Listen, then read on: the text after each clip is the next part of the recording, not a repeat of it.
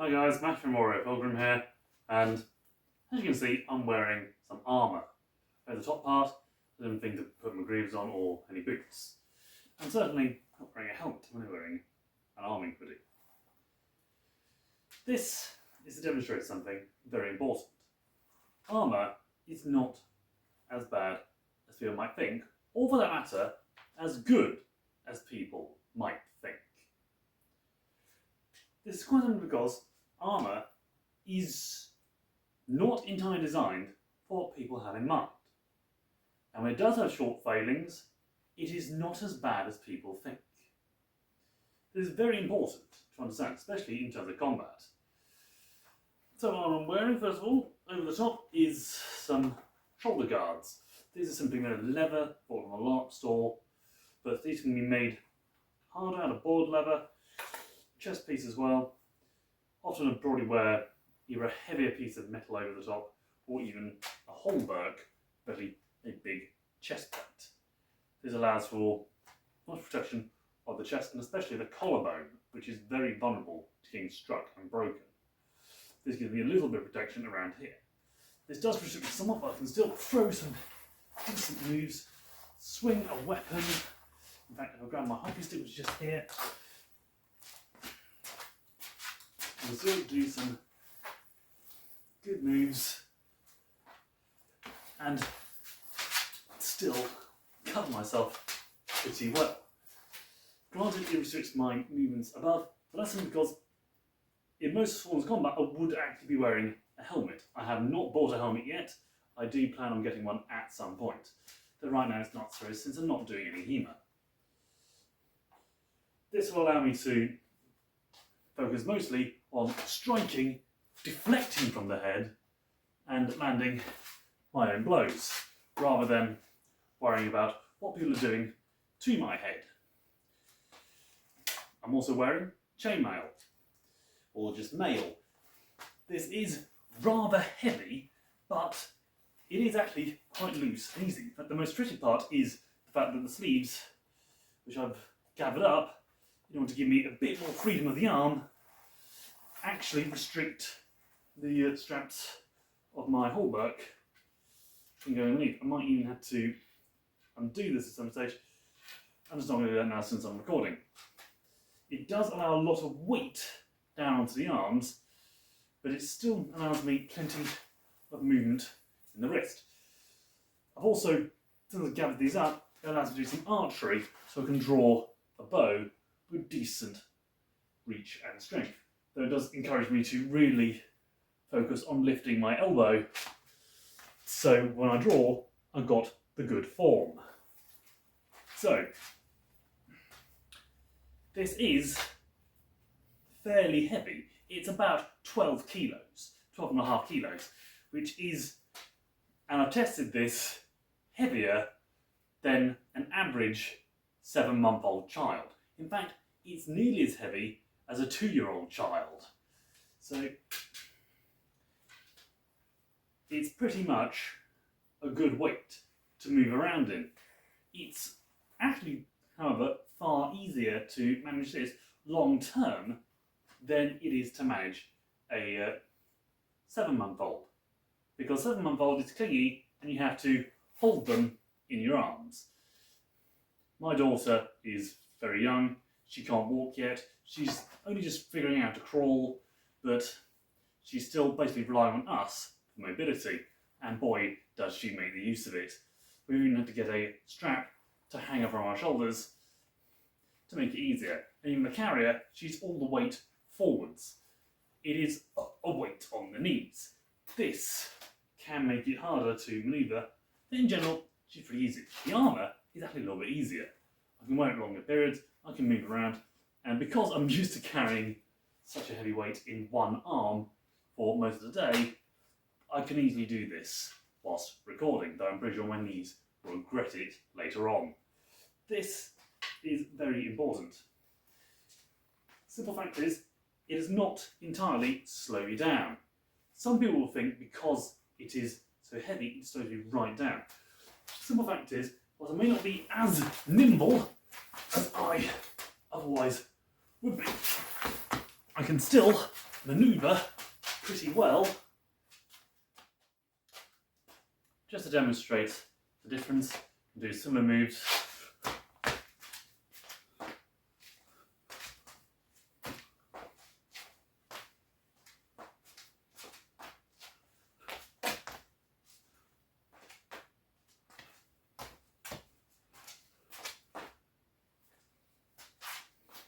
Show that the armour, whilst it does restrict some movements, it doesn't necessarily restrict speed. Not entirely, anyway. It still leaves me very well. And realistically, if someone tries going for a cheap shot to the legs, I can simply move my leg out of the way.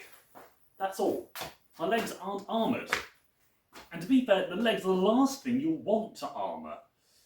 Because really, your kill zone is from the head down to just above the knee. And that's pretty much all me covered. If someone tries going for down there, this bit will stop anything from going there. I've hitched up quite a bit of the weight around my hips with this belt. So that adds a little bit more around here, which is quite frankly an alarming place to get struck. And many people try striking flat around the hips, the waist, the diaphragm. With this doubling up, it actually stops that from becoming a problem. Does it stop it completely? No. This merely adds a blocking for edged weapons. Pointed weapons like arrows and spears, they will go through if you apply enough force. And if you chop down enough force, it will break the bone. But that's why I'm wearing a gambeson, a padded surcoat underneath. This one's not particularly padded. It does well. It keeps the weight off my shoulders a bit. Plus my hoodie, it works very well and keeps the hair out my eyes. So, this gives me quite a bit of maneuverability and only so much protection. But it's there more as a means of giving you, what's the term I like to use? A margin for error. It basically means if you mess up or mistime a parry, mistime a avoidance, it is not the end of the fight. Someone might strike your collarbone, you mistime the parry, or they get round it and they land a blow. It's not the end of the world. It gives you a bit more protection. Yes, there are suits of armour, with the great plate mail and the great full shirts of plate of later medieval knights that do protect very thoroughly, and you have to change your fighting style to deal with it. But that is basically in response to all of this, because weapons just got bigger and heavier. From this, from bill hooks, axes, gloves, back to korban, and eventually great swords. Now, normally you'd be swinging the sword around in great sweeping movements, but I cannot demonstrate that in here because I have absolutely no room and I have no chance of making room right now. But this is also a case of something similar. It's a big weapon. I do not have the measurements exactly, but I'm around 5'11". This comes up to about my breastbone, so it's easily about 5 feet tall. It's taller than my mum, and definitely taller than my wife. As a result, my wife forces me to keep this in here so my daughter does not get any chances, even though she's way smaller than the Ricosso. So, I can still do some basic long sword manoeuvres with it, but even holding it in close-knit guards like plough, ox, or even fool, it's still pretty heavy. And to be honest, this guard, this hilt, is pretty small, so I do not have a great deal of leverage. But the whole point is it's designed to move and flow with great sweeping movements. I'll find some footage of people doing that just to demonstrate the whole point of it. This here is a fighter demonstrating the use of a greatsword, and also demonstrating that the weight of the sword is not really a problem. I have not weighed my greatsword to figure out how heavy it is, so I can't really comment on how my sword would move in comparison with that, but as you can see, it usually goes up to around 3, maybe 3.5 kilograms, and it still gets moved in great flowing movements and tremendous skill by people who know what they're doing. It's an area denial weapon. It is not a short fencing weapon like a longsword. And you can see nearly 3.5 kilos and still moving those great sweeping movements. This is Robin Swords demonstrating this again, but this time in full cuirass. He is a exceptional fighter in this case, and showing just how easy it is to maneuver in armour as well. Designed to keep things flowing, keep things moving, and keeping people at a distance. If you mess up, you can in fact recover from it, as many people think that you can't. There's even a legend that if you're wearing full metal armour, the full metal jacket, the full harness, as is known later on, if you fall off a horse, you can't get up. That is a complete myth, because the armour was a lot lighter than people expect, and it was generally built to the specifications of the knight, so they could manoeuvre it pretty well. I recommend looking out for stuff that is being done by Blumenek. He's an archer who's looking to do some stuff in full plate mail that he gets made up. I'll see if we can get people to sign up for it. It's a great thing he's trying to do, demonstrate stuff on how armour gets used, or how it can be used, what limitations are. But in this case, it's quite simply that the armour and the weapon are nowhere near as bad as people might think. It's nowhere near as restrictive, nor is it completely 100% safe. In short, it's not all or nothing. It's not you're completely invulnerable or completely dead. And you know me, I like to link this stuff back to religion. What's the connection here? Well, the answer is simple. There are those people who think that religion is completely and utterly useless and in fact restrictive on day-to-day life. That is not always the case. I say always, I say not always, because there are those people that do treat it as such. But you know what they also do? They treat it as the solid armour that it absolutely is not. Religion is merely a means of guiding people. True, some people might think it's also a form of control, which it can be. But to be fair, if you have the stench of honour, you're wearing full armour, you're indoctrinated into the Legion, so the Roman Legion, you're indoctrinated into the great knightly honour, stuff like that, you're going to be thinking of that as well. And as Blumenek demonstrates, swords like that size are, well, whilst interesting to wield and certainly look cool, they do have a few drawbacks. They can be cumbersome, expensive, and not that impactful. Some might say the same religion, and also the same is true of armour. The intimidation factor and their protection might seem the major factor in them, but in actual fact, if you know what to do with them properly, that is their main goal.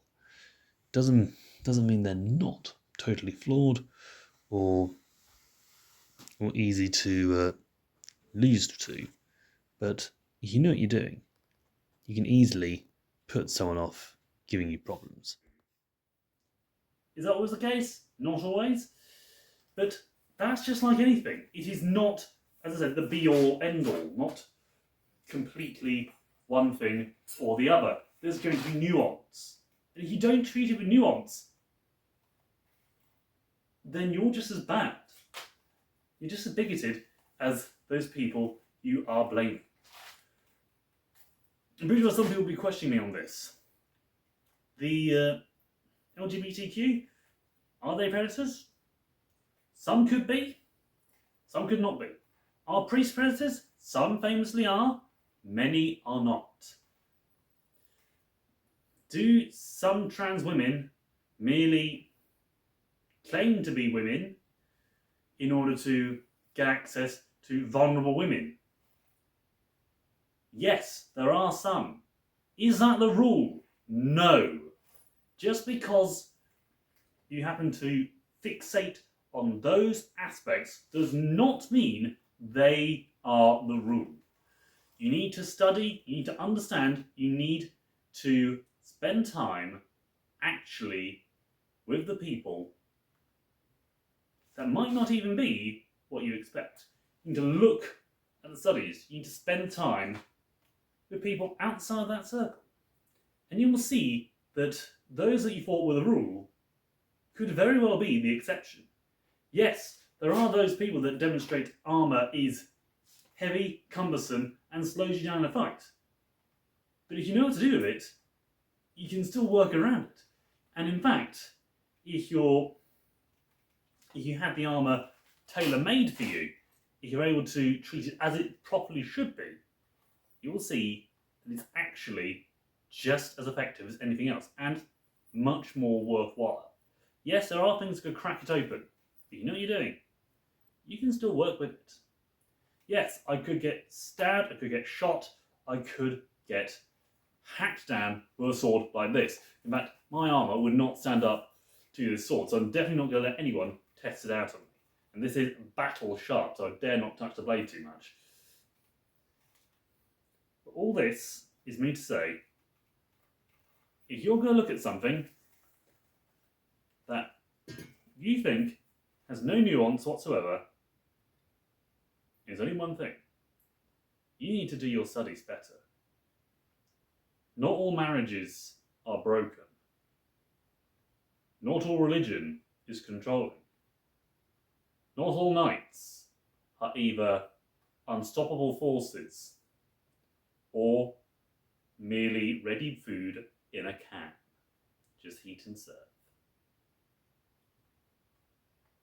It's not a be-all end-all. It's not all or nothing. It is a situation. Study it, understand it, and you will see how it fits into the world.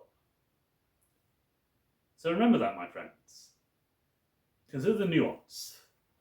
Stay humble, stay safe, and God be with you, my friends.